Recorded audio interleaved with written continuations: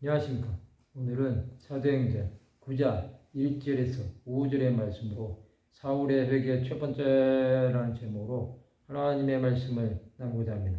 본 말씀, 사울이 주의 제자들에 대하여 여전히 위협과 살기가 등등하여 대지사장에게 가서 다메섹 여러 회당에 가져갈 공문을 청하니, 이는 만일 그 도를 따르는 사람을 만나면 남녀를 막론하고 결박하여 예루살렘으로 잡아오려 함이라. 사울이 길을 가다가 다메섹에 가까이 이르더니 오르니 하늘로부터 빛이 그를 둘러비추는지라. 땅에 엎드려들이며 소리가 있어 이르시되, 사울아 사울아 너희가 어찌하여 나를 박해하느냐 하시거늘, 대답하되 주여 누구시니까? 이르시되 나는 너희가 박해하는 예수라. 사울은 사도들을 해치려는 마음이 있었습니다. 그는 대지사장에게 가서 다메섹의 여러 회당에 가져갈 공문을 청하였습니다. 이제 그는 예수를 믿는 자들을 박해하여 남녀를 막론하고 결박하여 예루살렘으로 잡아오려 했습니다.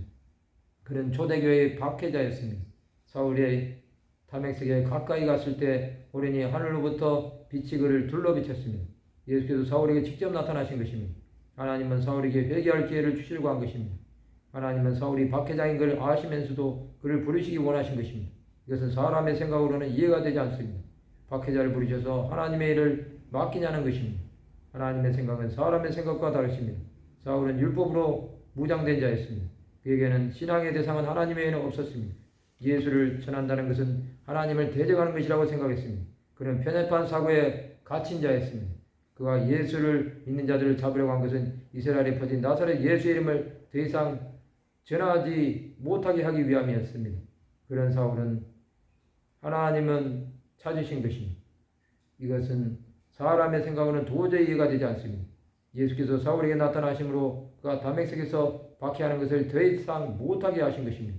이제 그는 자신의 의도와 상관이 없이 예수를 만나버린 것입니다. 그에게 그것은 있을 수 없는 일이 일어난 것입니다. 그는 자신에게 맡겨진 일에 최선을 다할 뿐이었습니다. 그의 하나님에 대한 열심이 수많은 자들을 박해하는 자가 되게 한 것입니다. 그러나 하나님은 그런 것을 바꾸셔서 하나님의 일을 하는 자로 삼기 원하셨던 것입니다. 성도 여러분, 예수를 박해하는 자들이 있습니다. 그런 자들은 자신이 무슨 일을 저지르는지 알지 못합니다. 또 박해를 당하는 자들은 그런 자들 때문에 하나님을 더욱 의지할 수밖에 없습니다. 우리가 박해를 당해도 그 현장에는 주 예수께서 함께 하십니다. 우리는 그것을 믿음으로 절망하지 말아야 합니다. 하나님께서는 박해자도 전도자로 변화시키는 분이십니다. 우리는 그런 하나님을 믿기에 끝까지 믿음으로 승리해야 합니다.